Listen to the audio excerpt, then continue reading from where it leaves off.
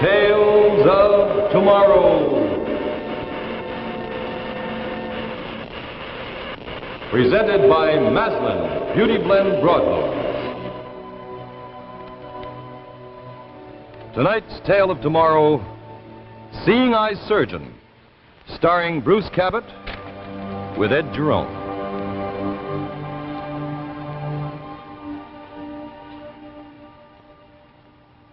Good evening. Know what this is? Ball of beeswax. What about beeswax, you say? Well, a very interesting what about beeswax in an editorial in The Shuttle, this little magazine put out by and for the people that work in the Maslin mills. A member of the Maslin family writes these editorials, and I thought this one would be interesting, so if you don't mind, I'll read it right now. Back in the days of Rome, a sculptor who was more interested in money than in art could sometimes cheat a little. If his chisel slipped, if he cut more deeply into the marble than he meant to cut, he would fill the hole with beeswax mixed with marble dust. In time, the wax would crumble and the hole would show. So, honest sculptors marked their works sine cere, S-I-N-E without C-E-R-E, wax. And that's where the word sincere comes from. It means without wax. So the word sincere we use to mean an honest expression of an honest feeling originally meant an honest work of art, a work that would stand the test of time, a work that needed no patching, no correcting, no wax. And that old meaning of the word sincere should be, I think, our goal in every task we undertake, to do each job so skillfully, so honestly, that it is like a perfect piece of art, sincere, to stand the test of time. And that was the little editorial I wanted to read you from The Shuttle, this magazine put out for and by the people that work in the Maslin mills. And now C.H. Maslin & Sons bring you tonight's Tale of Tomorrow, Seeing Eye Surgeon, starring Bruce Cabot with Ed Jerome.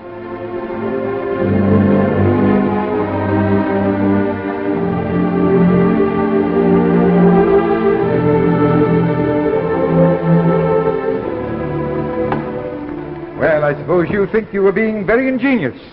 But let me tell you, Dr. Terrell, we almost had a dead patient on our hands. I did what I thought was best. I gave you explicit instructions as to the performance of this operation. I didn't ask you to improvise.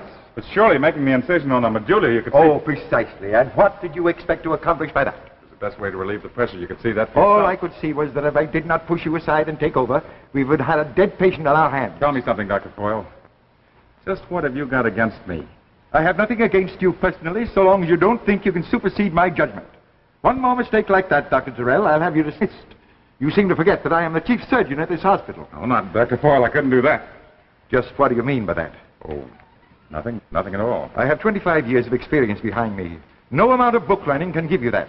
While I'm in charge here, you will follow my instructions exactly as I give them to you, understand? Yes, sir. Just don't forget it. That's all.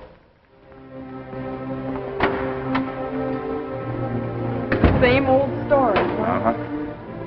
My methods are just too up-to-date for him, that's all. You know, it's too bad that Dr. Foyle won't keep up with the times. Why should he when he can live on his past reputation? Some people still regard him as the finest neurosurgeon in the country. Yes, I know. Tell me, Martha, what's your honest opinion about all this? You mean about what happened in the operating room? Yes. You were doing an excellent job. But the old man can't afford to have his authority questioned, so he tried to show you up as incompetent. But what for? Why? Professional jealousy, maybe. I wouldn't let it worry you. You know, I don't want to make excuses for the old man, but he does have a lot on his mind. Uh-huh. He's operating on Professor Ross tomorrow. Professor Ross, the nuclear physicist? Yes, and he's in a very critical condition. Dr. Stevens says he has a growth right on the frontal lobe. You know, that's going to be a tricky operation. Yes, I know, but I don't think he'd try it unless he thought he could do it. Ross isn't just another patient, Bob. He's an important man. Well, our whole national defense may depend on whether he can be kept alive to finish his experiments. I know all that, Martha. But still, I don't see that gives him any reason to pick on me.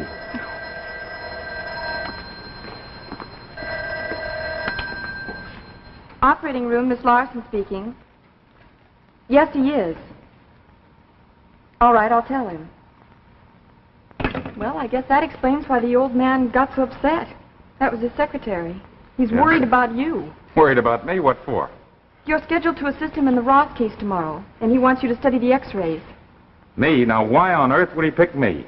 Because, as much as he hates to admit it, there's no one else sufficiently competent. Well, I think the least he could have done was to tell me himself. Bob, now don't get upset. Don't jeopardize your career by fighting him. If Ross should die because of a clash of personalities in the operating room, your reputation as a neurosurgeon, along with Dr. Foyle's, would suffer irreparable damage. Yeah, honey, I guess you're right. Thanks for the pep talk. Well, here's Ross's files, including the x-rays. You better look them over. All right. Anybody wants me, I'll be in the office. Bob, Uh-huh. I'll be keeping my fingers crossed.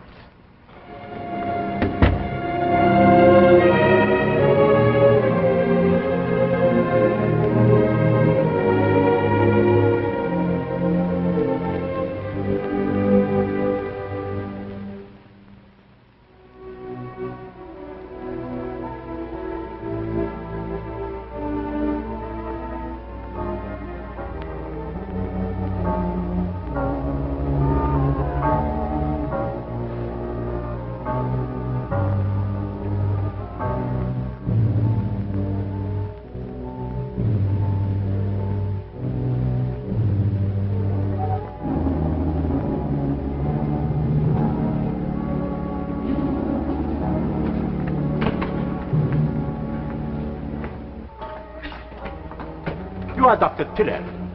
Yes, that's right. I am Dr. Zenon, a graduate of Reisberg University in Europe. How do you do, Doctor? Won't you sit down? Thank you. Now, what can I do for you? I have come to help you. To help me? Well, that's very nice of you, Doctor, but look, I don't want you to think I'm rude, but I'm pretty busy just now. This is about Professor Ross. What about him? He is a brilliant nuclear physicist.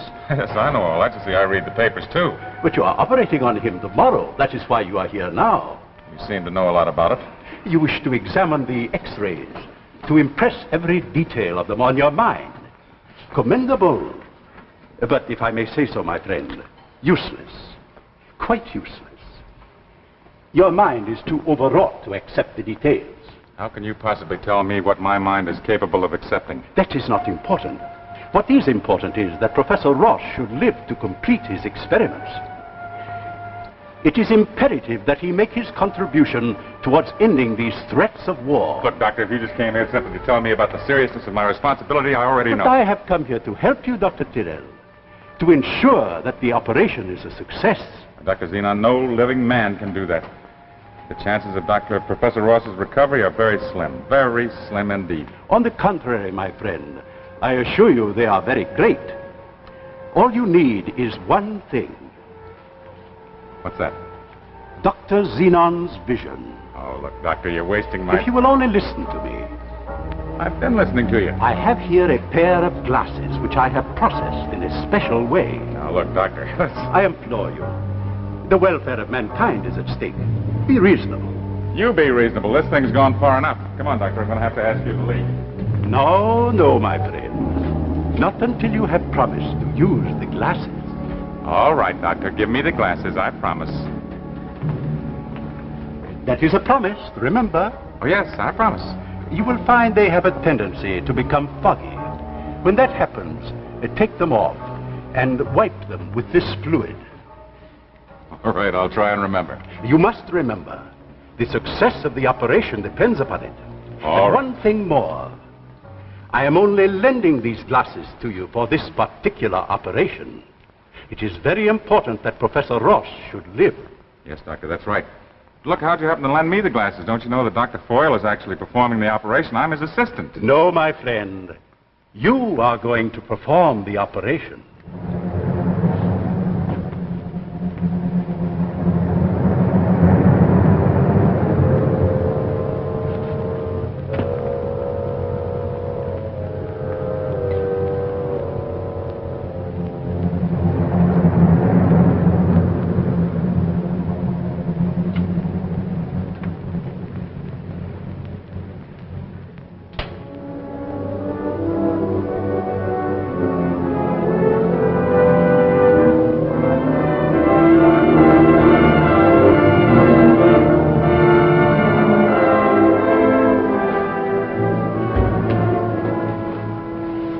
Bob.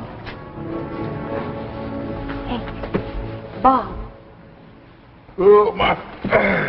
What time is it? It's 2:30. Oh, my, I must have dozed off. Here's Dr. Foyle's data on Professor Ross. Fine. Bob, What? Dr. Foyle has been suddenly taken ill. He has? When? A while ago. I just left his office. What about Professor Ross, that operation tomorrow morning? That's what I'm trying to tell you. Dr. Foyle has appointed you to perform the operation. Me? And Dr. Xenon was right.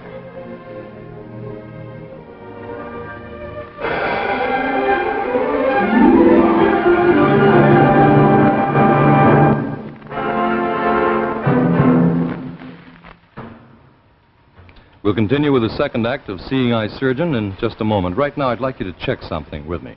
Now, for the past year, I've been identified with the fine products of C.H. Maslin and Sons. You know, Alan Edwards, the rug man. And my friends have sort of been challenging me on the whole proposition of selling carpets by television. Well, I can always lean back on the old adage that seeing is believing. Now, here, for instance, is Maslin's Polonaise.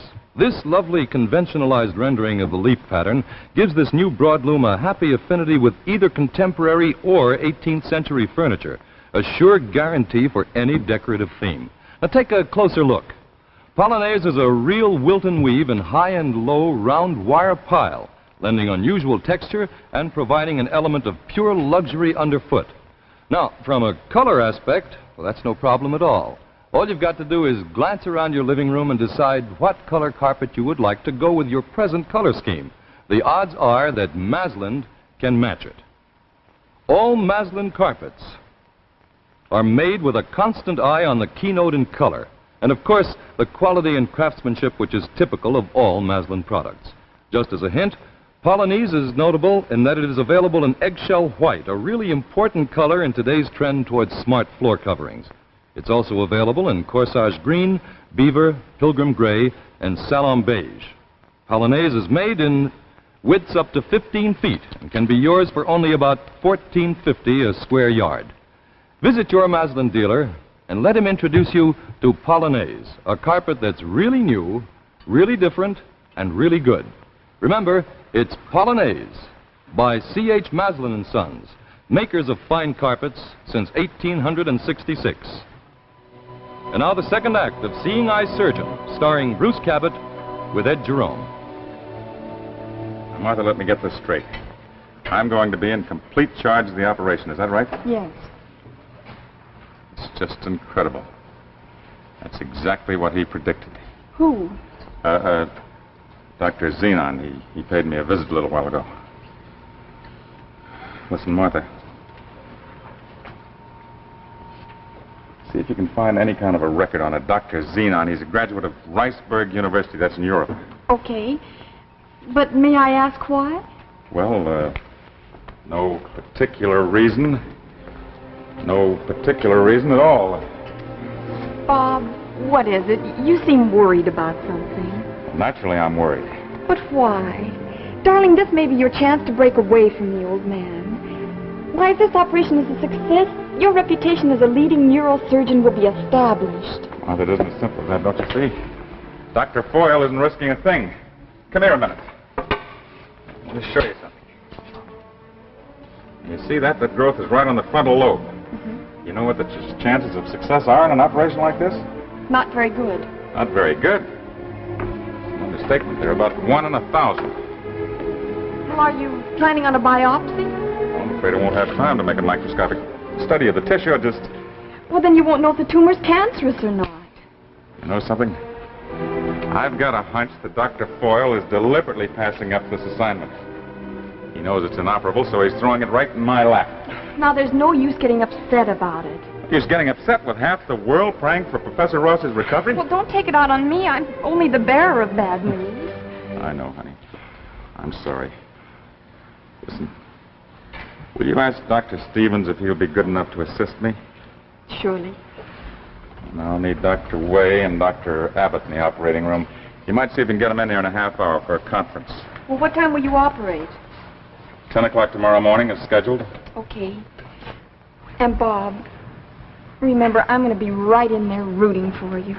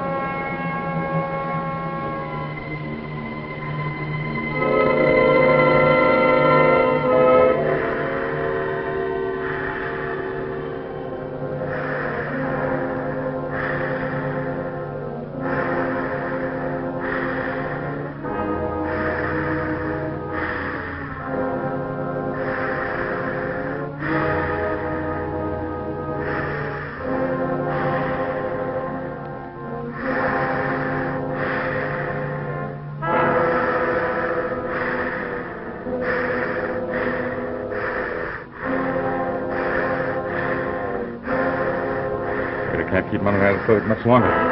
He might go back into shock. I run the risk of having to perform a lobotomy. No, my friend. You are going to perform the operation.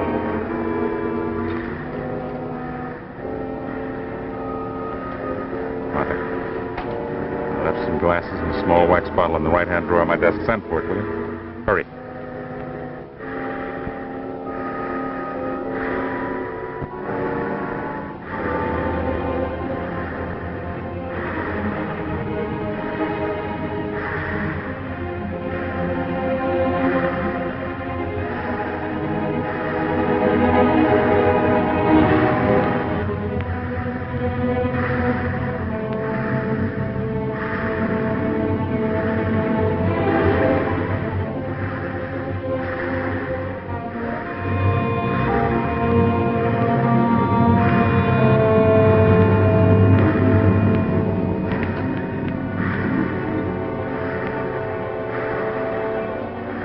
Good. Put the bottle down. Give me the glasses.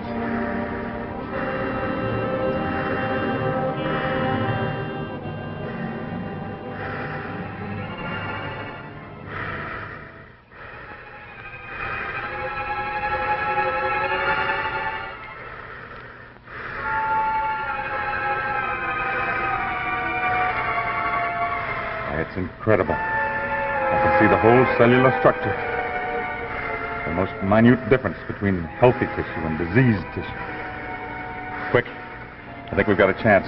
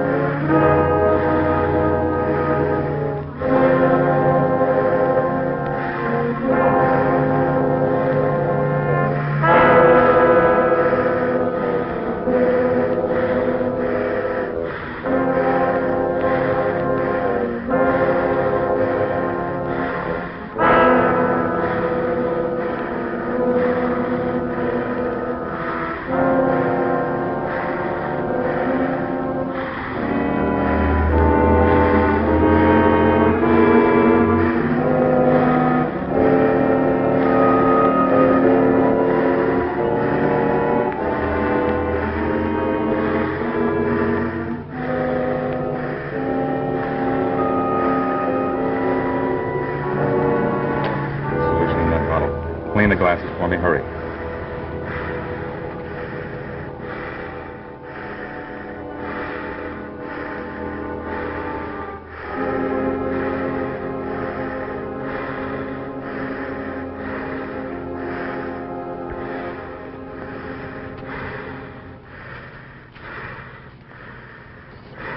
Night.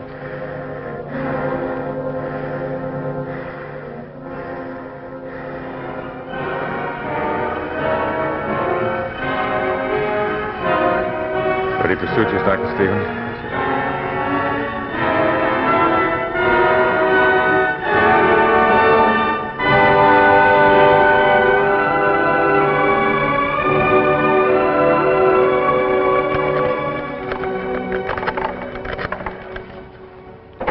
St. Jude's, put me through to Dr. Terrell's office. Terrell, this is Dr. Foyle. I just read the report on the Ross operation. I can't make head or tail of it. It certainly does need some explanation. It reads more like something out of a comic book than a surgeon's report. Now, wait a minute. I'm here at my home, but I'll be at the hospital in 15 minutes. You wait there in your office for me. I want to talk to you.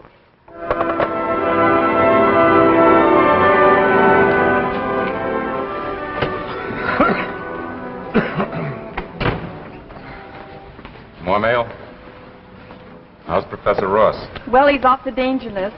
Everyone's saying it's a miracle. You're just about right. And by the way, did you find out anything about Dr. Zenon? No, and I've checked all the usual references, including the American Medical Association. Did you try the Library of Congress? Yes, and I'm to call them back after... Well, I could do it now. Will you? And use the phone outside. I want to talk to Dr. Foyle. Good afternoon, Dr. Foyle. Afternoon. Let me know as soon as you find out anything. Sure. Won't you sit down, Doctor? Carol, I'm not here to argue the medical aspects of the case. I don't agree with your methods of procedure, but I hadn't expected to do that. But when I read in the report some drivel about miraculous glasses, I felt my duty to have a thorough examination.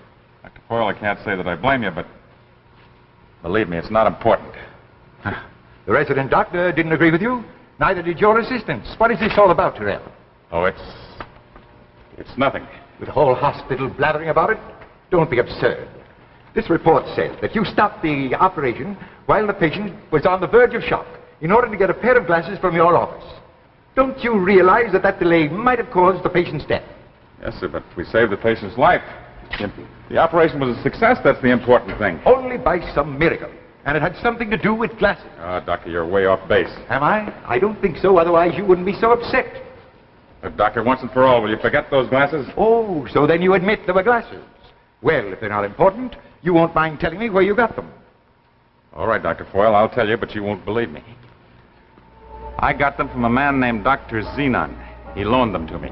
Doctor who? Dr. Zenon. He's a graduate of Riceburg University in Europe. Oh, don't give me that, Doctor. I happen to know that legend, too. What are you talking about? You mean you haven't heard it? No, I don't know anything about a legend. No, I guess maybe you wouldn't. You never studied in Europe. Whoever gave you those glasses must have known that. Doctor, I can just tell you that I used them. I don't know where they are just now. I gave them to Miss Larson right after the operation. I was so upset I couldn't even think. Miss Larson, will you come in here? The glasses Dr. Tyrrell used during the Ross operation, where are they? Well, I put them in here right after the operation. By the way, Bob, I've tried the Library of Congress, and I can't find any record of Dr. Zenon. There doesn't seem to be such a person. Of course not. He's the product of Dr. Tyrrell's fevered imagination. Here they are. And here's the cleaning fluid. There you are, Dr. Foyle. What are you talking about? Why, these glasses have no lenses. I don't understand. When I put them away, the lenses were there. That is strange. That's very strange. Maybe it was solution in this bottle. I wonder. Yes, Dr. Zenon meant it when he said that he was just loaning me these glasses for this one particular operation. Do you expect me to believe there was actually a Dr. Zenon? Dr. Foyle, I don't know what to expect you to believe. It all seems so unreal now, and yet it did happen. There was a Dr. Zenon, and there were glasses. Does Dr. Zenon really exist? I don't know. For that matter, do we three standing right here in this room really exist? Who knows? The real and the unreal. Where does one stop and the other begin? Maybe we're just the figment or product of someone else's fevered imagination. Someone from another world, perhaps Dr. Zenon. Who knows who Dr. Zenon really is? Or if he did ever actually exist? Who knows?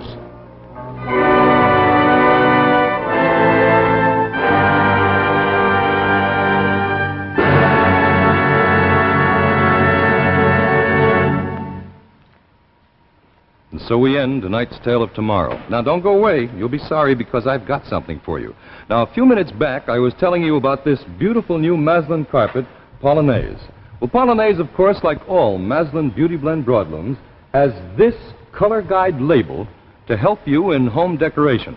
Now, look back at me again. Look at this. Maslin has taken all the color guide labels and put them together into this convenient color guide folder, and it contains 45 different color schemes. On the back, a lot of helpful hints about home decorating and about carpet care. Now, you want one? Well, you can get yours absolutely free from your local Maslin dealer who is currently featuring Polonaise. As a matter of fact, we're going to go to your hometown right now so the man can tell you where to get your helpful color guide folder absolutely free. Here he is.